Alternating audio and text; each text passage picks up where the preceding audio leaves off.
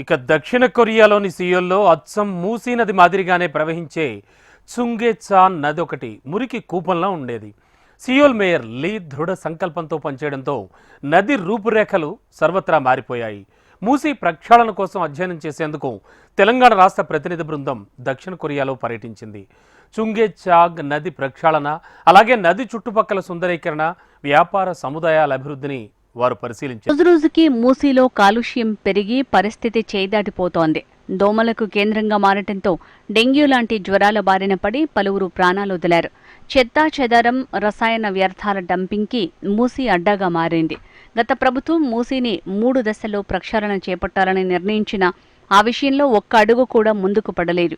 అధ్యయనాల పేరిట కాలయాపన తప్ప మూసీ ప్రక్షాళనకు సంబంధించి పాలకులకు చిత్తశుద్ధి లేకుండా పోయిందని కొన్నాళ్లుగా పర్యావరణవేత్తలు ఆందోళన వ్యక్తం చేస్తున్నారు. తాజాగా ప్రభుత్వం మూసీ ప్రక్షాళన చేసి తీరుతామని స్పష్టం చేయడంతో పాటు ఎన్ని అవాంతరాలు వచ్చినా మూసీకి పూర్వ వైభవం తీసుకువస్తామని స్పష్టం చేయటం పట్ల పర్యావరణవేత్తలు మూసీ నది ప్రక్షాళనకు అవసరమైన ప్రణాళిక రూపొందించేందుకు రాష్ట్ర ప్రభుత్వ ప్రతినిధి బృందం దక్షిణ కొరియాలో పర్యటించింది. ప్రతినిధుల బృందం మంత్రులతో పాటు అధికారులు వెళ్లారు. దక్షిణ కొరియా రాజధాని సియోల్ నగరంలో రాష్ట్ర ప్రతినిధి బృందం పర్యటించింది. దక్షిణ కొరియాలో అత్యంత ముఖ్యమైన నదుల్లో ఒకటైన హన్ నదిని రాష్ట్ర ప్రతినిధి బృందం పరిశీలించింది. సియోల్ నగరంలో నీటి సరఫరా, పర్యావరణం, ఆర్థిక వ్యవస్థకు హన్ నది ఎంతో కీలకంగా మారింది. మన మూసీ నది మాదిరిగానే కాలుష్యానికి గురైన హన్ నదిని సమూలంగా శుభ్రం చేశారు. 494 కిలోమీటర్ల విస్తీర్ణంలో ఉన్న తహన్ నది సియోల్ నగరంలో 40 కిలోమీటర్ల మేర ప్రవహిస్తోంది. ప్రక్షాళన అనంతరం శుభ్రంగా మారిన నది సియోల్ నగరానికి కీలకమైన పర్యాటక ప్రదేశంగా నిలుస్తోంది. అదేవిధంగా నగరానికి అవసరమైన జలవనరుగా హన్ నదికి ఉపనది అయిన చుంగేచాన్ నది సియోల్ నడిబొడ్డున 10 కిలోమీటర్ల పొడవున ప్రవహిస్తోంది. ఒకప్పుడు మురికి కూపంగా మారిన చుంగేచాన్ నదిని పాలకులు పూర్తిగా మార్చేశారు. నది రూపురేఖలు మారటంతో సియోల్ నగరం వాణిజ్యపరంగా కూడా దూసుకుపోతోంది. హన్ నదికి పూర్వం తరచూ వరదలు వచ్చేవి. 600 ఏళ్ల క్రితం అప్పటి రాజులు సియోల్ని వరదల నుంచి కాపాడేందుకు 100 కిలోమీటర్ల మేర అవసరమైన జాగ్రత్తలు, నిర్మాణాలు చేపట్టారు. దీంతో సియోల్ సమీపంలోని లోయలో కురిసే వర్షం నీరు చుంగేచాన్ నది నుంచి హన్ నదిలో, ఆ తర్వాత ఎల్లో సముద్రంలో కలిసేలా చర్యలు చేపట్టారు.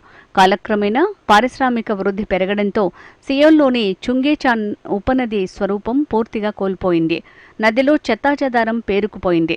నగరంలోని మురుగునీరు కూడా వచ్చి నదిలో చేరటంతో 1960 నాటికి పూర్తిగా వ్యర్థాలతో నిండిపోయింది. అంటే దాదాపుగా ఇప్పుడు మన మూసీ నది తీరుగా మారింది. నదీ తీరంలో చాలా చోట్ల స్థానిక పేదలు ఆక్రమించుకుని ఇళ్లు కట్టుకున్నారు. ఉపనది దాదాపు కనుమరుగైన పరిస్థితి ఏర్పడింది. 2002లో లీ మ్యూంగ్ హక్ సియోల్ మేయర్గా ఎన్నిక కావడంతో సియోల్ కాలుష్యానికి చెక్ పెట్టడం మొదలైంది. అప్పటికే పూర్తిగా కాలుష్య కౌరల్లో చిక్కుకుపోయిన నగరానికి రిపేర్ చేయటం మొదలైంది. చుంగేచాన్ ప్రాజెక్టు చేపట్టడంతో మేయర్పై తీవ్రమైన విమర్శలు వెల్లువెత్తాయి. కొత్త నిర్మాణాలతో పర్యావరణం దెబ్బతింటుందని పర్యావరణవేత్తలు ఆందోళన వ్యక్తం చేశారు. నగర జీవనానికి ఆటంకం ఏర్పడుతుందని, తాము ఇళ్లను కోల్పోతామని స్థానికులు తిరుగుబాటు చేశారు.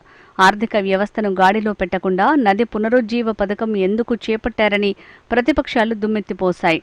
ఇంతమంది వ్యతిరేకించినా మేయర్ లీ మాత్రం పర్యావరణ పరిరక్షణే తన ఎజెండా అంటూ ప్రకటించారు. అనుకున్నట్లుగానే నది రూపురేఖలు మారిపోవడంతో ఇప్పుడు సియోల్ అంతర్జాతీయ సంస్థల పెట్టుబడులకు కేంద్రంగా మారింది. చుంగేచాన్ పునరుజ్జీవ ప్రాజెక్టుతో తాము నిరాశ్రయులమవుతామని నదిని ఆక్రమించుకున్న చిన్న వ్యాపారులు ఆందోళన చెందారు. దీంతో దాదాపు 3000 నిర్వాసితులకు పునరావాసం కల్పిస్తామని మేయర్ హామీ ఇచ్చారు. దాదాపు 1000 మందికి వెంటనే పునరావాసం ఏర్పాటు చేశారు. ప్రాజెక్టుకు వ్యతిరేకంగా ఆందోళనకు దిగిన వారందరినీ ప్రాజెక్టు ప్రారంభించే ముందే ఒప్పించారు. దీంతో ప్రాజెక్టు పునరుజ్జీవ ప్రక్రియ సజావుగా సాగింది. 2003లో చుంగేచాన్ ఉపనది పునరుజ్జీవ పథకం ప్రారంభమైంది. 10 లేన్ల రహదారి, 4 లేన్ల ఎలివేటెడ్ కారిడార్, మొత్తం 14 లేన్ల హైవే. దాని కిందనే డ్రైనేజీని తొలగించే పనులు మొదలయ్యాయి. దాదాపు 30కి పైగా వంతెనలు, దానికి రెట్టింపు సంఖ్యలో అండర్ పాస్లు నిర్మించారు. మొత్తానికి పూర్తిగా కనిపించకుండా పోయిన చుంగేచాన్ నదిని 2005లో మళ్లీ కనిపించేలా చేశారు. ఇంత చేసేందుకు సియోల్ మేయర్ ఖర్చు చేసింది దాదాపు 2400 కోట్ల రూపాయలు. హన్నది నుంచి వచ్చి చేరుతున్న స్వచ్ఛమైన నీటితో చుంగేచాన్ అద్భుతమైన మంచినీటి కొలనుగా మారింది. నిత్యం పారే నీటితో పర్యాటకులకు కనువిందు చేస్తోంది. సియోల్ మేయర్ సంకల్పం ముందు చుంగేచాన్ మురికి నీరు, కబ్జాకోరుల అక్రమ దందాలు అన్నీ ఓడిపోయాయి. అంతేకాకుండా నదీ పరివాహకంలో నివాసాలు కోల్పోయిన పేద ప్రజలకు పక్కా గృహాలు దక్కాయి. సియోల్ మధ్య నుంచి పరవళ్లు తొక్కే చుంగేచాన్ నది చూస్తే అన్ని రకాలుగా మన మూసీ నది గుర్తుకు వస్తుంది. ఇటు సబర్మతి, అటు చుంగేచాన్ నది ప్రక్షాళన చూస్తుంటే మూసీలో కూడా ప్రక్షాళన సాధ్యమే అనిపిస్తోంది. అయితే దీనికి కావాల్సిందల్లా నరేంద్ర మోడీలా పట్టు విడవకుండా గొప్ప సంకల్ప బలంతో పనిచేస్తే మన మూసీకి కూడా మంచి రోజులు ఎంతో దూరంలో